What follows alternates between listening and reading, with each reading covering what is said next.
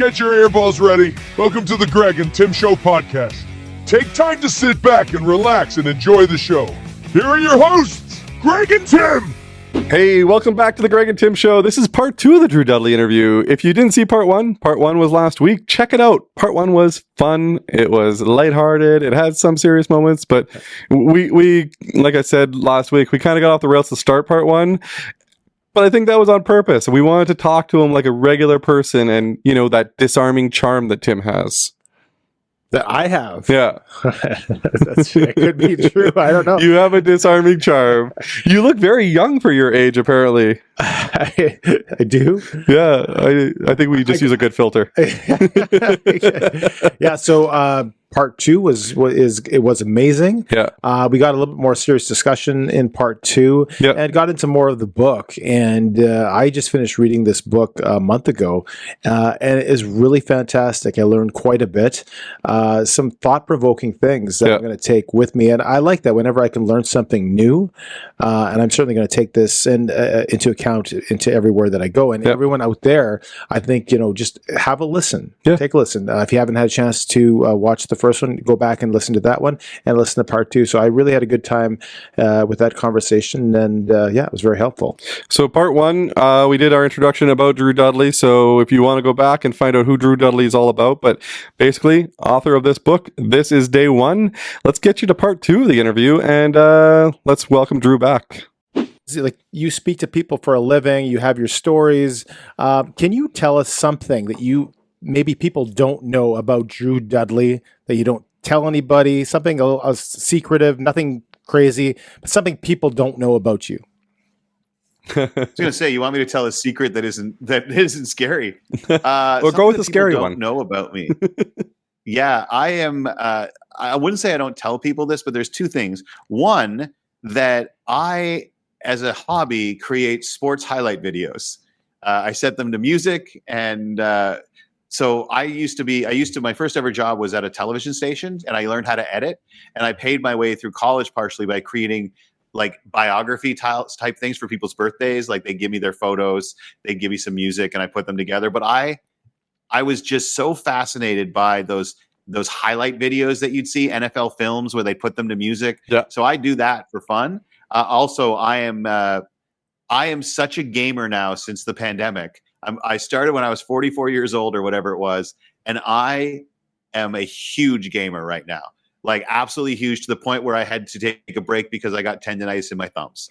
And so I don't know if that's as exciting or interesting as you'd like, but I in the last 3 years have gamed so much that I actually had to put my thumbs in a splint. Games of choice are what? What's that? What are your games of choice? Red Dead Redemption 2 saved my life during the pandemic. And I'm not saying that being facetious. It literally, I think, saved my life. And MLB The Show and NBA 2K. So I'm a big sports game guy. I'm still trying to find that game that connects me the same way Red Dead. But a lot of games like Red Dead, the open world stuff, is either super fantasy and really complicated. Like, I can't figure out spells. Okay, I just want to shoot people with a 6-shooter. Have you done Last of Us? And then when you play things, what's that? Last of Us? I haven't done The Last of Us because I'm freaked out by jump scares because I have PTSD. Okay. Maybe people don't know that, actually. I have PTSD. Okay. So if there's a jump scare, it's very hard on me. Same thing with like a car backfiring or a horn suddenly. Without being able to control it, I freak out a little bit, and my adrenaline is so high that I'm actually nauseous for a few minutes afterwards if there's a sudden loud noise around me. So, I mean, that's a more personal one than like, I'm a gamer and I love making sports videos. But do you have a sports videos channel on YouTube? I do not. I don't, because it would basically, creating sports videos is copyright infringement 101. Yeah. Right. So here is a song that I'm not allowed to use set over clips that I'm not allowed to use. So I kind of just do it. I kind of just do it internally as a way of chilling out. Right. You know what I mean? I could put it on YouTube, but I'd be paying somebody. Yeah. We don't, right? We don't. You put stuff all the time. So you know, what's really funny, Drew, is I honestly also make highlight videos. And it's funny that you were saying it, because I'm thinking to myself, like, do I tell them that I also do it? Because I don't want to seem like I'm trying to just, be like you or anything like that, but I have them on my YouTube channel. I don't pay anything. I will go check those out, man. They get copyright they get copyrighted. So the author of the music gets to put ads on it. Oh, okay. I didn't realize that. So, and then I always attribute like where the video's from, like Sportsnet, TSN, whatever the video comes from. So I've done a few Jays ones, Winnipeg Jets, and Blue Bombers, and I always do them, and I'll send them over to some of the players and stuff like that to check out. And it's always cool to get that. I'm a person, for the 5 love languages, I'm a person that likes to hear compliments and like that. Like my love language is words of affirmation. So when my love language is pizza. Well, pizza is probably a close second. and yeah, so like when I do that and I send it out, I do it because I'm like looking obviously for words of affirmation. That's how I like to. That was a very good question, Greg. That was a question? That was a very good question. That point. Yeah, see, but sarcasm, I get. Someone once told me my love language is. They said my love language is Jennifer Lawrence, and I was like, yeah, Scarlett Johansson. Scarlett Johansson, yeah. Was it? Is it Scarlett? Your love language is Scarlett Johansson. Yeah. So since I got him Kurt Keelback for his birthday, I'm working on Scarlett Johansson. I would like to return as co-host for that particular. Speaking of people with a great voice, though, right? So, I know, right? It's the Greg and Drew show. It's just Greg and Drew and Scarlett. Oh, Tim's gone. Drew and Scarlett. I want to go and delve a little bit about mental health awareness. You talk a bit about your mental health journey. Could you touch on that a little bit, and then maybe talk about the prevalence in our day and age? It seems like mental health is such a prevalent issue. Is it worse? Are there some things in society, whether social media, whether diet, that are making some of these concerns worse? What are your opinions on it? Maybe citing a couple examples from your life. Yeah, I think one of the analogies I heard recently, someone told me, was that we noticed that there are more left-handed people after 1950, right? And so, oh my God, why have the number of left-handed people exploded, or people who write with their left hand exploded after 1950? Well, it's because we stopped punishing people who wrote with their left hand and making them write with their right. So it's not as if left-handed people didn't exist before. It's just that society didn't create a place where they were allowed to be. So is there more mental illness than there used to be before? I do not know. I honestly don't. Yeah. I think that there probably is different kinds of mental illness now, in terms of, I think social media has led to completely different forms of internalizing different types of pathologies. But I myself am bipolar. I have bipolar 2, which I'm told is in remission. I didn't know that was a thing. Someone out there might be like, there's no such thing as remission for bipolar, but that's what the doctor wrote on my sheet. So I kind of went, oh, okay. I am bipolar. I battled with my weight. I am an alcoholic. And I just discovered that I have ADHD. And what's interesting is when I was diagnosed with ADHD, it was very interesting how I reacted to that, because I've lived my life very out loud in terms of telling people that I'm an alcoholic, in terms of sharing things about my weight loss journey, in terms of sharing things about the bipolar. But I all of a sudden thought to myself, you can't talk about this. Yeah. Because people will find you, I don't know if they'll find you inspiring, but they will feel that you are resilient if you have 2. But if you come up with a 3rd, now you're just being self-indulgent. If that makes any sense. Yeah. I was like, I'm not going to talk about ADHD because people are going to roll their eyes and be like, Drew's got another one. How do you think I feel? But that to me says a lot about the stigma still exists. Yeah. And the idea that someone told me once to stop using the death of my girlfriend as a crutch. And so even though people are like, oh, we're being supportive, #Bell Let's Talk. My opinion is that people want to support mental illness awareness, but they never want to deal with the negative aspects of a mentally ill person. Yeah. And so, yeah, I want to write #Bell Let's Talk, but when my friend is canceling on me constantly, I get pissed at them. Yeah. Oh, yeah, well, I know they're depressed, but, right? So I think what happened was, when I was diagnosed with ADHD, I thought, I'm not allowed to have another one, because people are going to roll their eyes and assume that I'm trying to get attention. Yeah. And so it still exists, my friend. Yeah. And what really gets me, like, I'm so hesitant to say this, but Kanye, right? We all want to support mental illness awareness and hashtag Bell Let's Talk, but Kanye's sick.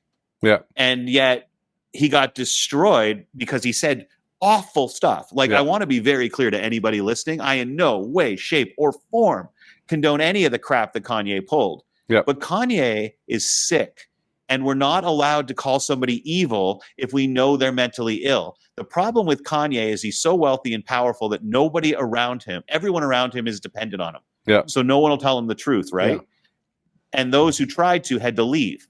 But we're not allowed to say, I support mental health awareness and I support people with mental illness, and then attack people when their symptoms overwhelm them. Yeah. And so to me, when you talk about mental illness in today's society, we've got to do more than just say, oh yeah, we know more about it. We have to do a better job understanding what the symptoms of these diseases are, and not holding people who have mental illness at the same standard of people who don't, in terms of, we have to have more patience. I shouldn't say we have to hold to different standards. We have to be more patient. Yeah. We really do. It's one of my struggles with our current president, or former president. He's not current. Down in the States, is that man depends on who you talk to. Trump. Well, he's still there. It depends on who you talk to. He's still president. He's former. Look, oh my God, he's convinced me. But Trump is mentally ill. Trump has a terrible narcissistic disorder. He's not well. And, and it's very hard for me to say, I hope he gets the help he needs, because the symptoms of his illness are disastrous for many, many people. Yeah. So how do we reconcile? I haven't figured out how to reconcile that yet either. So it's really interesting when you ask me that question, because it really is something that confuses me a lot. Yeah. My own feelings, because I know that me at my worst, because of my bipolar, would have needed a lot more patience and forgiveness than I see people giving individuals with bipolar. Yeah. Like, we use it as an excuse to say that's why they were a murderer. Right. And every time somebody shoots up something and then it comes out they were bipolar, I sit there and wonder, is this me too? Yeah. Like, there but for the grace of God go I, right?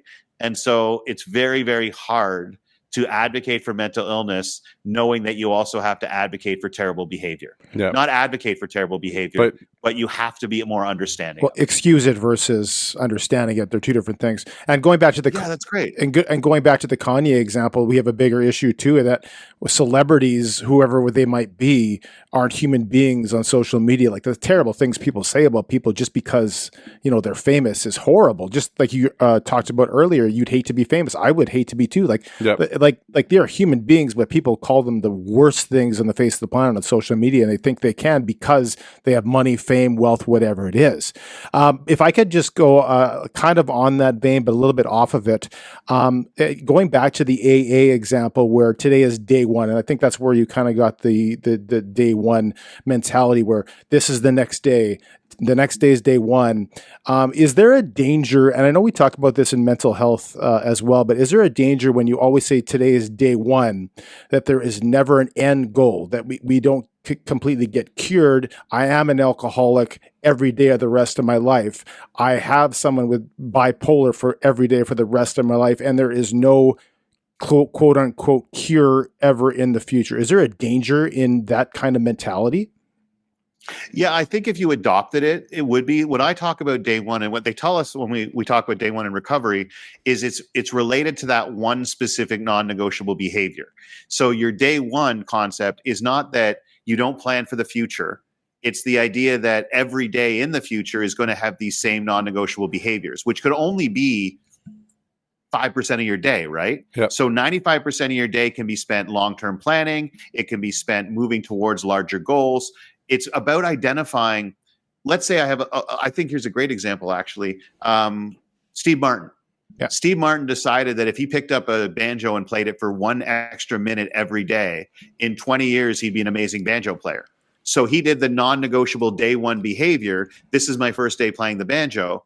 But what he did is that he did it knowing that the long-term results would take him somewhere. So what you do is you look at the end goal you're hoping for. You identify what behavior, if I did it every day, would get me there. And then that becomes your day one behavior, if that makes any sense at all. So day one is about individual special behaviors that are designed to take you somewhere into the future. That's very cool. It's a great answer. Yeah. Yeah. He studied it. This is his thing. He knows this stuff. That. I mean, I appreciate you guys taking a look at like really reading the book too. Yeah. That's awesome. And I hope you don't mind my pushing back. Sometimes people have conversation. It's very rah.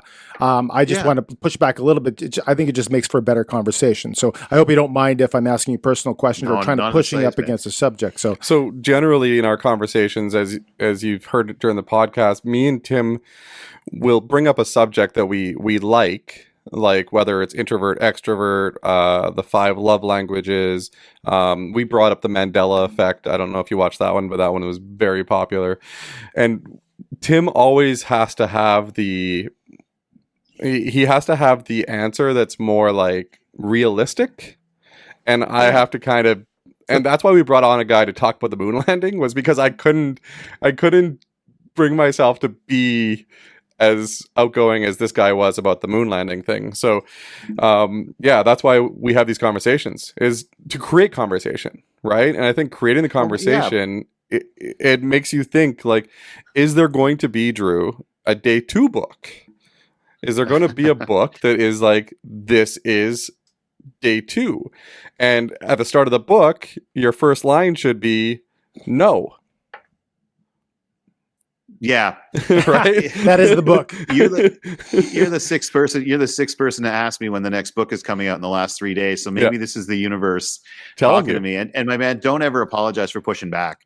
I learn the most when people push back. Like, one of the things that I tell young speakers is that when you make a point on stage, I want you to immediately think about the most cynical person you can. Not saying you're the most cynical person, man, but what they like, what problem they would have with what you just said, because then you can identify if it actually is a problem and how you can plug that hole, right? Because if you're going to think and make arguments, you need to then say, what would the person who hates me the most say in response to this? Yep. And I think that strengthens your argument. So push, because I honestly think if you're a smart person that you want to grow, the thing that you should spend your whole life doing is trying to disprove everything that you believe.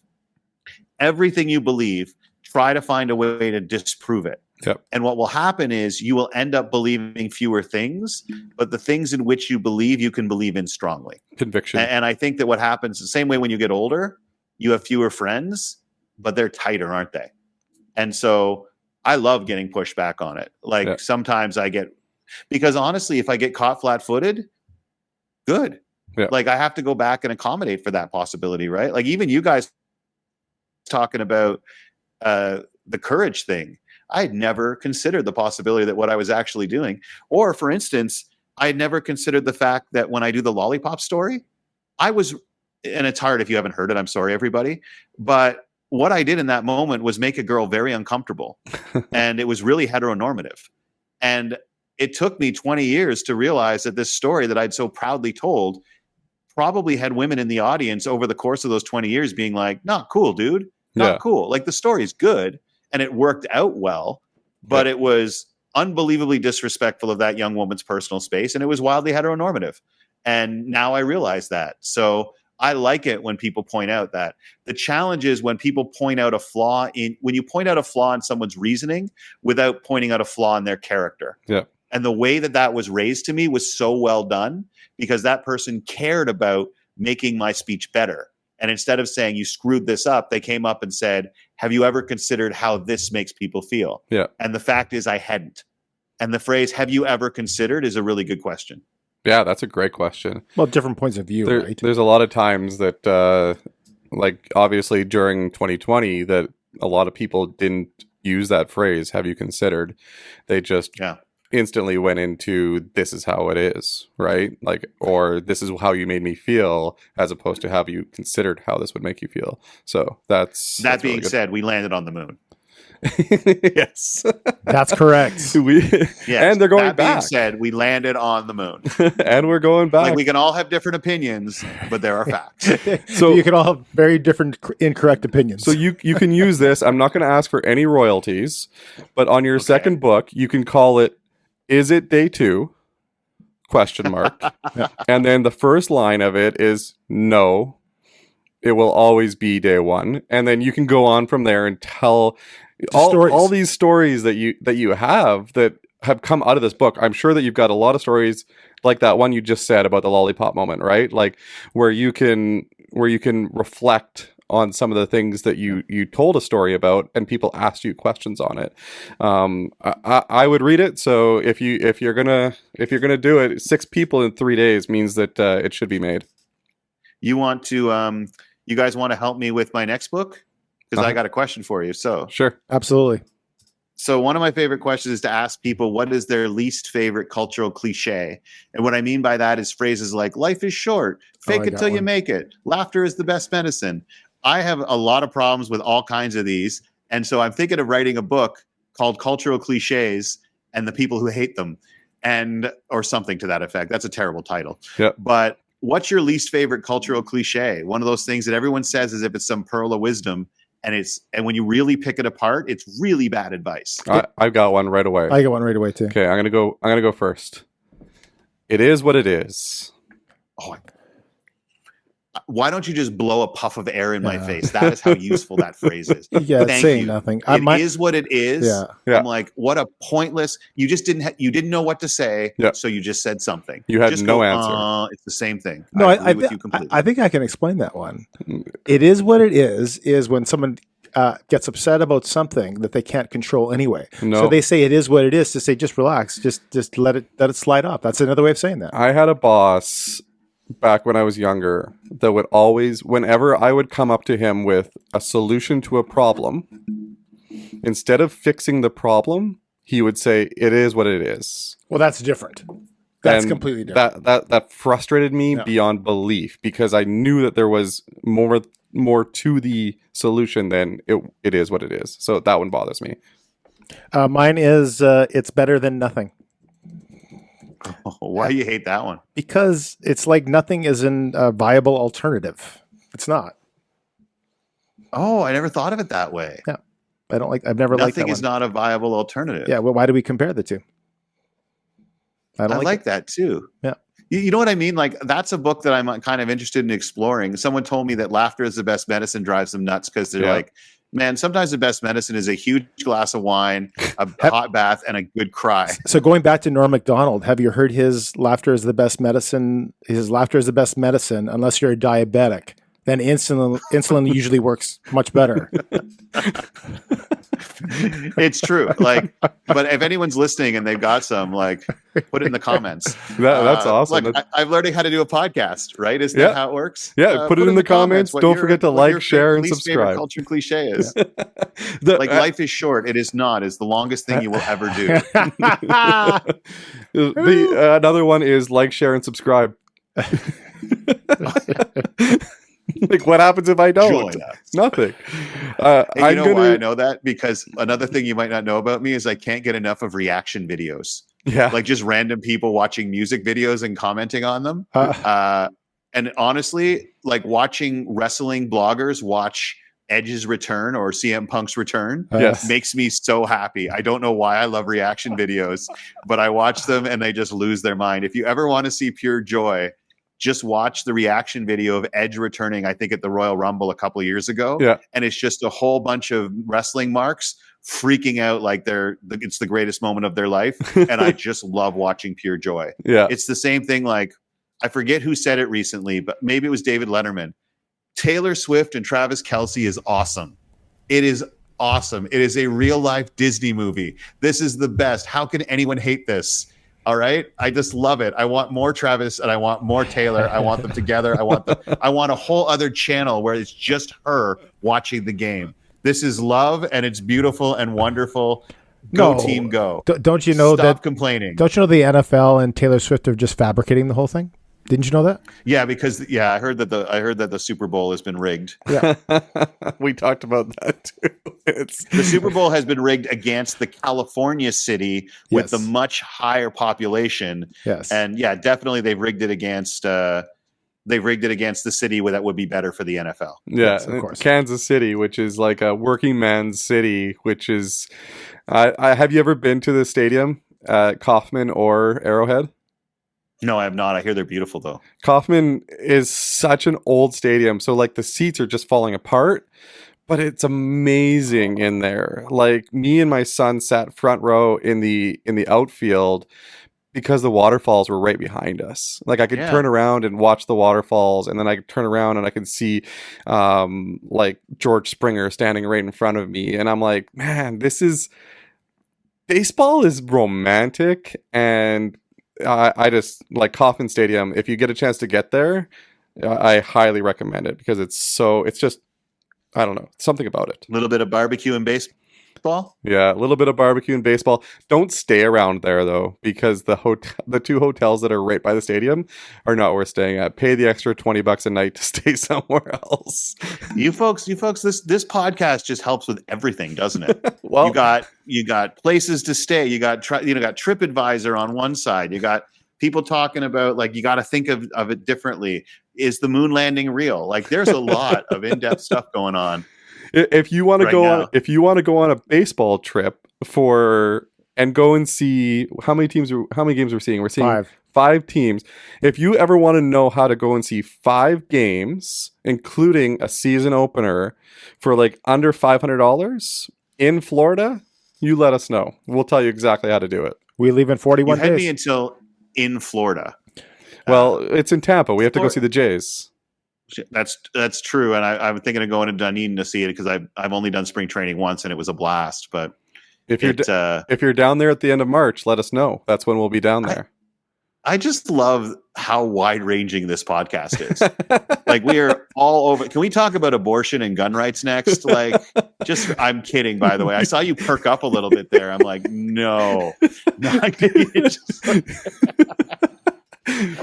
Maybe cause all kinds of problems. Maybe on the next episode of Drew Talks, we'll do that. Why do bad things happen to good people? Go. How about on the next episode of someone other than Drew talking about this? Yeah, there's some topics that we probably won't touch.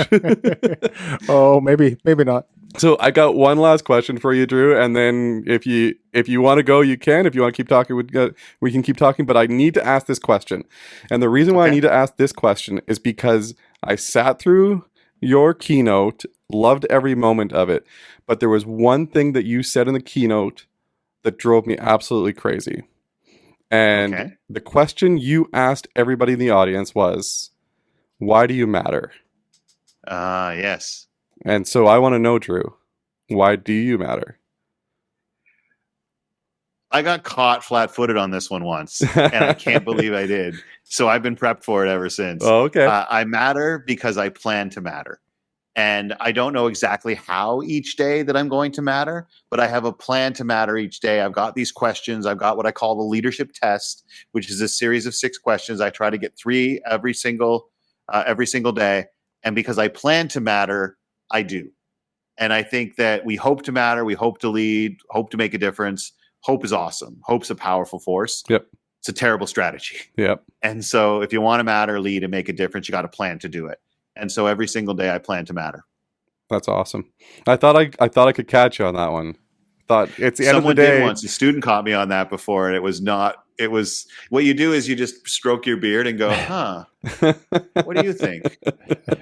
Yeah. That's why I grew this thing, so I could be like, I have to use the excellent question. Why don't you go home and think about it, and we'll come back and see after I get a chance to check with my friends what they think. I need a recess, Your Honor. I actually had that question near the top of our questions, and I'm like, no. I'm going to ask it at the end. At the end of the day, you're going to sandbag me when I'm tired. The light behind you has gone away, and you're starting to lose that energy. Oh, it's dark, yeah. And I wanted to ask you because I want to get that genuine answer. And I think that's still, even though you said you know the answer to that question, it's still a genuine answer because it's something that you're living on a daily basis. Thank you. It was important to me that whatever answer I gave when people started asking me that actually was real. So it took me a while to get there, and I still struggle with it sometimes, I'll be honest. But yeah. But But man, don't you have like a lightning round that you guys always do? And I love the lightning round. So I don't this want or to miss that? out on my chance to do that. You want to do this Yeah, or that? yeah, that's it. Okay. If you had it planned, if you have other questions, I want to do the questions. But do you have more questions, like- Tim, or did you cross off all? I don't know if you know this, but Tim like literally just scratches. I don't think you can see it, but he just scratches his questions off when he's done them because he's a professional. I was wondering what he was doing. I thought he was just like, that one sucked. No, I have to pick up for my wife. I got to pick up oranges. I'm making a list here of what I have to pick up at the grocery store. And I had, I'll put it on this camera here. I don't know if they can see it. I can't tell if it's focused. But hope versus strategy was one of my questions, and you actually just touched on it right there. Of hope being great, but it being a horrible way of living. So, how about I ask a generational question? Generational? Yeah. So this is something that's has fascinated me, just because of my past and my dad and my grandpa and all that stuff. So people tend to repeat family origin cycles. What their dad does is brought down to the son, et cetera, and it keeps going down through generations. Discuss the difficulties in breaking financial, educational, mindset cycles when that's all you know. How do you make a change when you're in your adult years, when your formative years have been controlled and adapted with those mindsets? Wow. I may give you the three most powerful words in leadership if I could. I don't know. I honestly, I just think that if you don't say I don't know, you will demonstrate it at some point. That's such a hard question, my friend. And I may just openly acknowledge that I don't know because it's something that I'm still struggling with because of just what you said, like being entrenched. If you've never thought of it any other way, the human brain doesn't challenge what it's always known as truth, right? And so as a result, it's really hard to break out of those. And a lot of the things from drinking, it's a family thing. Yeah. From the drinking to the bipolar, everything, all of that was sort of passed down from some area of my family. I haven't figured out how to break the cycle yet, except to realize that you are not beholden to your family for everything. You know what I mean? You should always love and respect your family, but not everything they give you is good. Yep. And to be able to look at other families, to go out and look at other people, to surround yourself with people who have a healthy family life, I think is unbelievably important. Like I'll go away to like a Thanksgiving dinner or something and just be like, what is this? Oh, it's love. It really catches you by surprise. But I don't know if I have a good answer for you, man. I don't want to disappoint, but I've kind of learned along the way that it's a better idea to acknowledge when you don't know than to try to come up with something. That's really hard. And I'll tell you what's going to happen is that we're going to stop this podcast. I'm going to go into the other room and I'm going to come up with an answer that I'm so bloody proud of and miss the opportunity. But I got to say, I don't know, man.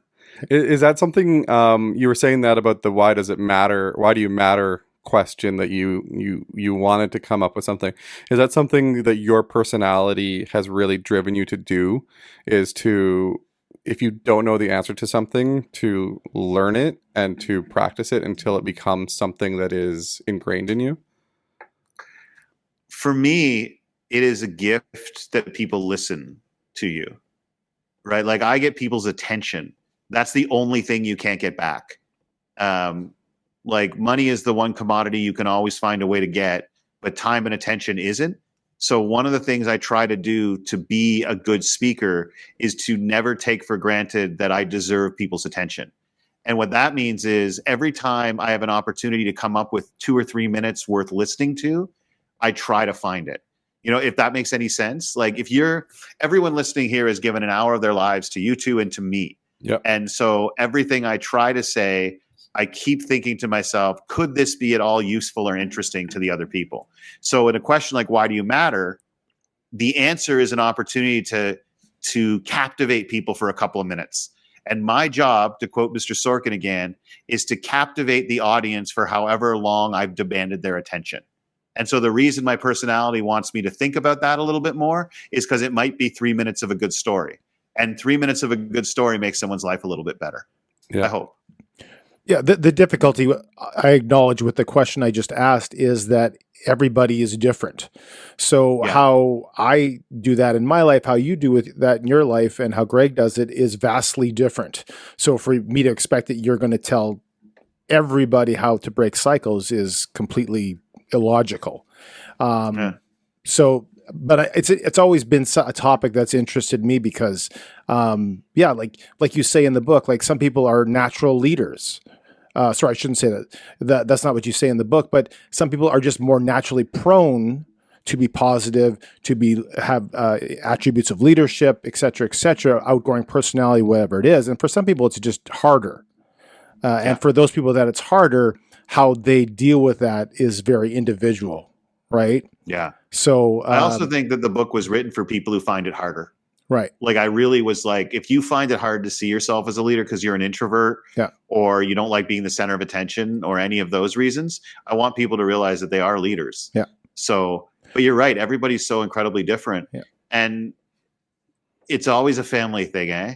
Yeah. Like it's so like right now I'm dealing with my mother's progressing dementia and we always had a difficult relationship. And now she's a totally different person. And to watch any person go through that, no matter how tense and contentious your relationship has been, will open your eyes to the humanity of other people. Yeah. Like watching people lose their dignity makes you realize how unbelievably important human dignity is. Yeah. Now you shared a personal example, and I thank you for that. I mean, for me, in the past couple of months, my dad passed away, and the same thing. We had a very distant, contentious kind of a relationship, or non-existent at some points. And so I was there with him 2 months ago, and just basically he was dying, and I was standing in front of him as an individual who was my dad was passing away, and it's crazy how emotional it is no matter how close you are to somebody. But yeah, you're right. Everyone's when my dad passed away, we talked about How I Met Your Mother. Just as an aside to go back, a weird thing to go back to, I know, and I apologize for segueing that, is when one of the characters' fathers dies, his immediate comment that cut right to the heart of me when I lost my dad was, "I'm not ready for this." Yeah. Marshall. And just that comment, "I'm not ready for this." I started to realize that was the exact same thing that happened. And my dad died when I was 44, and it was still like, "I'm not ready for this." And for what it's worth, for anyone who may have lost someone recently, when my girlfriend passed away, someone told me this really cool analogy about pain is like one of those rubber dodgeballs back in school, and it goes into a box, and the box has a button on the inside of it that every time the ball moves, it hits the button, and the button causes pain and anger and grief. And what happens is it always is in the box, but the ball gets smaller. But it always is a part of your life. If the box is your life and the ball is your grief, the ball shrinks, but it still bounces around, right? And every now and then it's going to hit the button. And they said, just be aware that when it starts, every little jiggle, every single thing you do in your life, it's going to hit the button. Yeah. But the ball gets smaller, but it never leaves the box. It just might be such a small ball that it hardly ever hits the button, but it never leaves. And there was something so... I don't know why, but there was something so comforting about that, along with the phrase, grief is just love coming face to face with its oldest enemy. Wow. Is it like, I heard that on a Moth podcast, and it just blew my mind. Yeah. Grief is just love coming face to face with its oldest enemy. And wow, we just really took a left-hand turn there, didn't we? Somehow we got How I Met Your Mother and that into the same conversation. You guys have an amazing podcast. the How I Met Your Mother thing, every single time I see that episode, it's super emotional for me.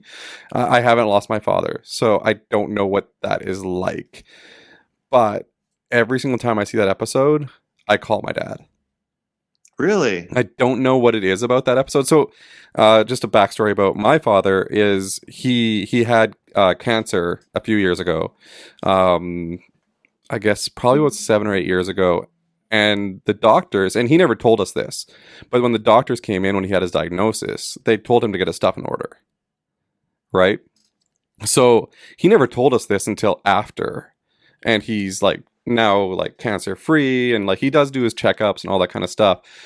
but like it just, and then last year, actually, he had a heart attack. And he had a heart attack on the way, like, I was just at the home. My mom gave me a call. Hey, your dad's on the way to hospital because he had a heart attack. And in my mind, that How I Met Your Mother episode hits me. You know what I mean? Because like you think to yourself, no, this, I'm not ready for this. Just like he said in that episode. And I'm like, man, every time I see that episode, and I'll probably do it right after we talk today, I'll give him a call again, right? Because I actually get to see him tomorrow. They're flying back from Florida. So by the time this airs, they'll already have been back and everything like that. But yeah, a little emotional. Everybody, call your parents. Call your parents. Tell them you love them, right? It hits you hard. I'm not ready for this. Yeah. The only sadder moment was Buffy saying "mommy," and there's an episode, the best episode I've ever seen on television about grief, is called "The Body" in Buffy the Vampire Slayer. Okay, it is a magnificent. It is one of the most perfect 60 minutes of television I've ever seen, and it deals with grief in a way that is more real and more emotionally moving. And it's weird that it's from Buffy the Vampire Slayer. But if you've never watched it, it's hard to get sort of the same emotional connection if you haven't watched the whole series. Yeah, but it's pretty remarkable. It really, really is. Can we talk about something happy? We can. We're going on to the lightning round in a second. Okay, but he wants to talk about something happy, so we got to segue That's why the lightning. You're in Toronto, correct? I am. And you're a sports fan, correct? I am.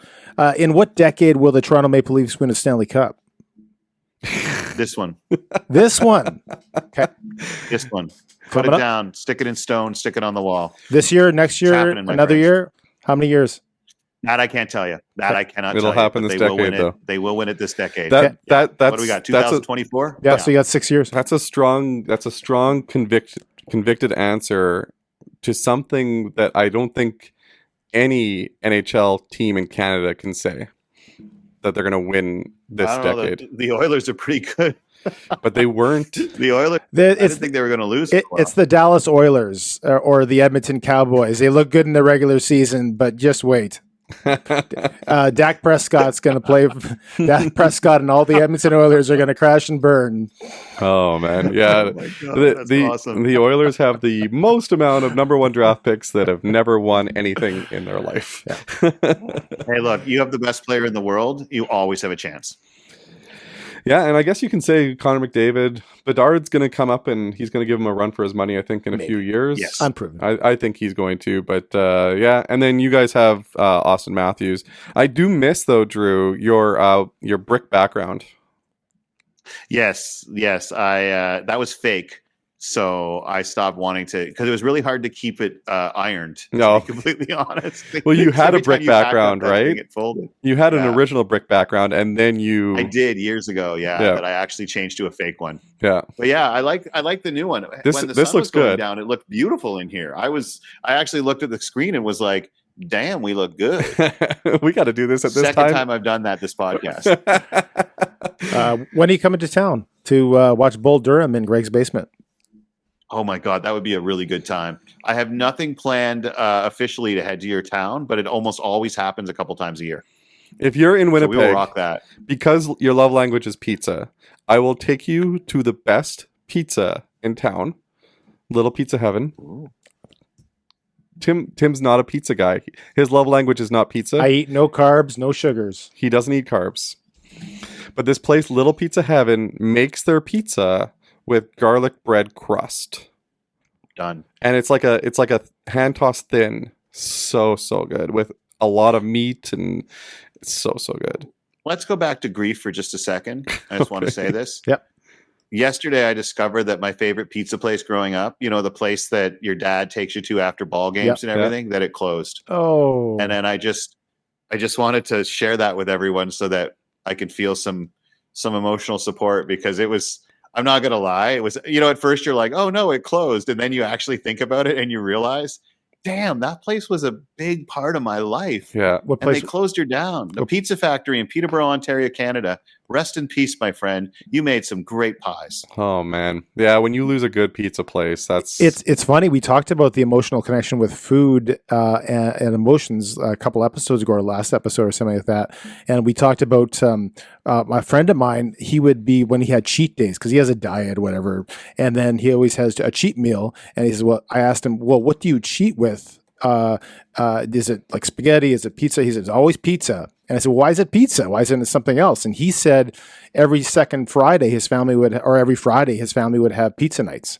And that was his emotional connection to comfort, right?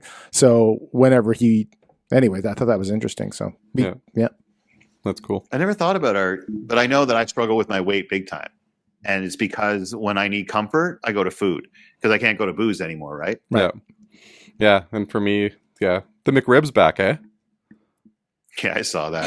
I managed to resist it thus far. I've had two. But I'm going to have a McRib. I've had two. If you had McRibs available all year, you wouldn't think twice. You would never have a McRib. But it's like the Shamrock Shake. It's only available a month, so we have to have it. And I get the Shamrock Shake. Anything pumpkin. Like, who's going to drink anything pumpkin? Pumpkin is terrible. It's terrible. Horrible. Let's all just say it out loud. It's horrible. But pumpkin isn't actually pumpkin. It's just spice. It's not actually drinking a pumpkin. Don't care. It's vile. Agreed. But get a McRib. They've been gone for like 11 years. My son. Are they really? Yeah. I didn't know that. Yeah. So my son. Bring back pizza. My son is McDonald's pizza was fantastic. Apparently they have it in Europe. Oh no! Bring back the anyway. You were talking about your son, man. So, Let's not talk about when you're talking about your kids. So my son, he turns 23 in a couple weeks, and he goes to me. He sends the thing because he knew that I love the McRib. He sends it to me. He goes, "Hey, the McRib's coming back," and I'm like, "Oh, that's awesome! Like, I'm excited." He's like, "I've never had one," and I'm like, "What do you mean? Like, what do you mean you've never had one?" He's like, "Well, I was like 10 when they came out, and I probably had like burgers back then, right? Like, you don't buy your 10-year-old son a Big Mac, you get them a Happy Meal." So like I think it's been 11 or 12 years that it's been gone. And so podcast taping 2 weeks ago when the McRib came out on the Tuesday. We record on Wednesdays usually, and he came to the recording because he does the sound and everything for us, and he brought me a McRib. And me and him cheersed our McRibs. Tim was there, took a picture of it, cheersed our McRibs, and he had his first McRib with me, and it was fantastic. I'm gonna order one right now on Uber Eats as we talk. There it is. It's even the ad for McDonald's on Uber Eats. It's the McRib. So can you do as we finish off, I'm going to order one. Can you do us a favor? When the McRib arrives, can you take a video on your phone that as you're having the McRib, but a shout out to the Greg and Tim podcast while you're having the McRib? I think I can definitely make that happen. That would be fantastic. That would be awesome. Do this. All right. Well, I'll do that after, so I won't be ordering because now I have to prove it anyway. Now you're going to have to. Okay, so we're going to do the lightning round real quick here because I know we've taken up a ton of your time here, and we're super appreciative of all the time that you're taking here. Absolutely. It's been great. Because my friends, I'll tell you something. You're the ones who have to edit this mess, so I thank you for the extra work you're about to put in. Hey, the editing is the fun part for me. I just finished editing the one where Tim got surprised by Kurt Keelback, and the look on his face when his eyeballs opened up and saw Kurt Keelback walk through that door was priceless. And I laughed probably all day because what's crazy is you knew what he looked like. Oh, we know. Yeah, like we know most times commentators, you wouldn't necessarily know what they look like. Right? He's super famous in Winnipeg. And when he walked through the door, because I gave Tim the book for his birthday. And so Tim opened the book. We talked about Kurt Keelback, and Tim told some stories about why he loves him and all that kind of stuff. And literally a knock on the door happens, and he walks through the door, and Tim's staring at him as he walks through the door, and he can't say anything. And the guy, he reaches out, shakes Tim's hand and goes, "Hi, I'm Kurt." And Tim just keeps looking at him and shaking his hand, and he goes, "And you are?" I said, "I don't know. What's my name?" Right now, I'm not present. I don't even know. So what I'm worried about is that I'm going to eat the damn McRib and just love it all down the front of this, and I just got this. So if I wreck this suit, Tim will pay for the dry cleaning. just to make sure that you guys have some cool footage, I'm sending you the bill. Tim will take care of it. We'll take care of it. Yeah. Yeah, just bring it to Winnipeg. Oh, really? I'm just gonna pour it down. Just pour it all. Well, you got to come get your cup when you come here too, right? Yeah. Yes, for sure. Okay, here's the lightning round. We're gonna go in the lightning round, and then we're gonna close her out here. Are you ready? I'll mark right or wrong. I'm ready. How does it work? We're gonna go this or that. You have to pick one or the other. You can't explain why this or that, or you can just say which one you pick. All right, fire away, my friend. Here we go. New York style or Chicago style pizza? Chicago style pizza is not pizza. New York. New York. Okay. It's just cold marinara soup. The deep dish pizza. You don't like it? Well, that's what he said. Nope. No. Okay. No. It's just marinara soup. This one has been 50-50 so far. Android or Apple? Oh, Apple. There we go. Wrong. Okay. He wrote wrong. Tim wrote wrong. I agree with you. I know you've lived in both these places. So Toronto or Vancouver? Toronto. Yeah. I love Vancouver. It's beautiful, but it's not as warm as, like, I find it's not as welcoming. It's kind of a cold city in terms of personality, but I love it's so beautiful. Yeah. Public speaking or going to a baseball game? Public speaking. Oh, believe it or really? not. I never feel more alive, and I never feel safer than when I'm giving a speech. Wow. I really honestly thought that you were going to say baseball game. No, I absolutely. Giving speeches is how I enter the world. Yeah. It's the most marvelous, extraordinary thing. That's fantastic. I'm so lucky. European or Caribbean vacation? Caribbean, actually. I wouldn't have said that before last week, but I had an extraordinary experience last week. So Yes. Caribbean. Can't wait Nice. to go back. That's fantastic. Star Wars or Star Trek? Star Wars. That's the right answer. Yeah. There's no need for expanding on that. That's right. Reading a book or Netflix? Oh, It's net like Yeah, I know I should say read a book, but who we kidding? It's Netflix. Like, read your book or Netflix. No. oh God, Netflix. When- Oh, you mean somebody else? By all means, if you're somebody else, you should read my book. What you should actually do is get my book on audiobook, go out for a nice long walk, listen to my book, go home and watch Netflix. And order pizza, maybe a McRib. Can you get pizza with McRib on it? Yeah, you can. Just put them Oh, on that top would of be each other. fantastic. Just order How- one and the other one. I've just made the world a better place. You can put donair on pizza, so why not? I listened to your book once while doing the elliptical back in 2020. Yeah, 2020, because that's when I heard you speak. So I got the book and listened to it once on the elliptical. The second time I listened to your book was in the hot tub. So both times were very awkward and weird. But I thought I'd share it. Yeah, that's pretty much what being in a hot tub with me is like. I listen to books in the hot tub every morning. So That's a TV show. In the hot tub with Drew. hot tub with Drew. He's not buying it. I can see it on his face. I can see HBO passing on that right now.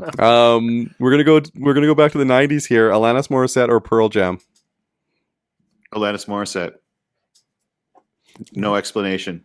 Wow. Like, they're both growly, nasty voices, but Yeah, I'm going to go with. I was so in love with Alanis Morissette when I was a teenager. I just can't help it. Yeah. And the whole Dave Coulier thing has kind of come out to be true now. So that's kind of funny. I did not know that. Yeah, he admitted on a show that he heard the song when it came out, and he's like, "Oh no."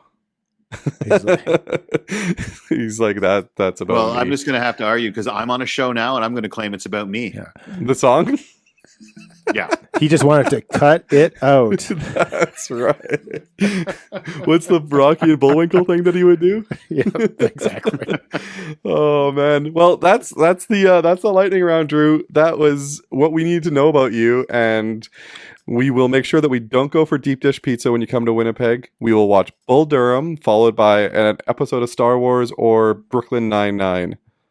From what I could tell, though, I was getting some disapproval for both my Star Wars and what was the other one that you wanted to push back on there? I could see your disappointment in me. You got 4 out of 8. So, I got 4 out of 8 correct. Okay, I didn't realize they were right answers. well, you also got 4 out of 8 incorrect. So you There's very, Glass very is half true. empty, right? based on and here's the thing, a lot of these questions are based on what, like, me and Tim, like, I pick Yeah. one and he picks the other, so that's why he's got 4 out of 8 correct. So he uses an Android, so that one was one of the ones. I love Shatner and Nimoy. He likes Star Trek.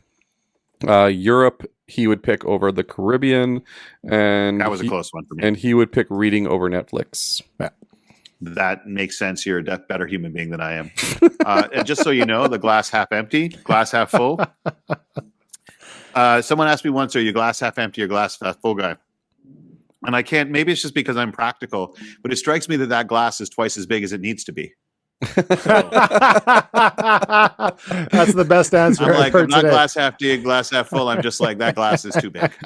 So That's a put it in perfect a place smaller to glass, end. you morons. That's a perfect place to end. Thanks again, Drew. I'm going to link everything below. People can buy your book, where they can get it. If you can see it on that camera. This is Day 1, a practical guide to leadership that matters.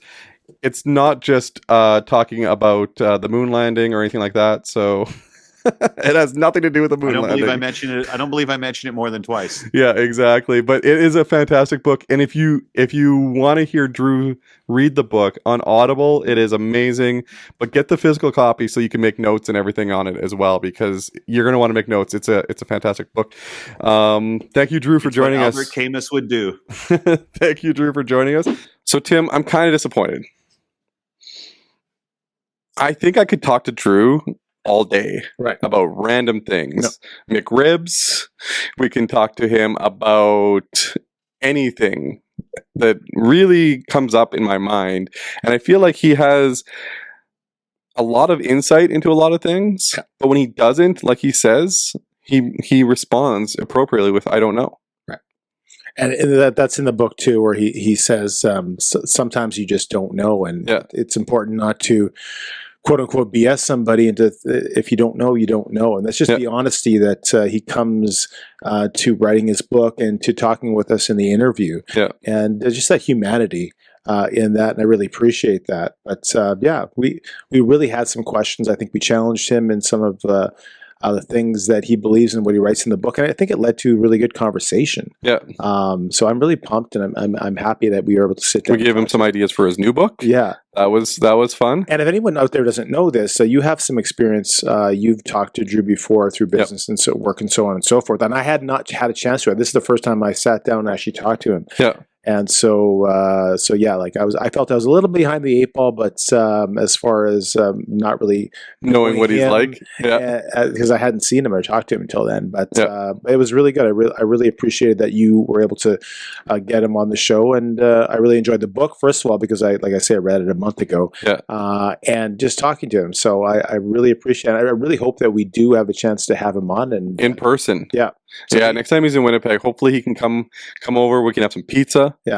Your homework though is to watch Bull Durham before. I'm gonna watch Bull Durham before, but he's gonna come over and watch it with us. Yes, but that's the number. If you go on any list of baseball movies, the number one, highest rated. And Drew's a big Blue Jays fan. He had a podcast last year called Drew Jays Talk, which him and his buddy Andrew were talking about the Blue Jays, and they only talked about positive things about the Blue Jays. They didn't bring up any negatives. They said, "Oh, this guy went 2 for 3 yesterday. The Jays might have lost 6-0, but the guy went 2 for 3." So he had a very positive outlook on that, and I really liked it. And big Blue Jays fan. The story he told about Jerry Howarth was I had not heard that story, and I really love that when we're interviewing someone and you learn something that you didn't know. And I've never heard that story. And he says he considers himself a storyteller. Drew does.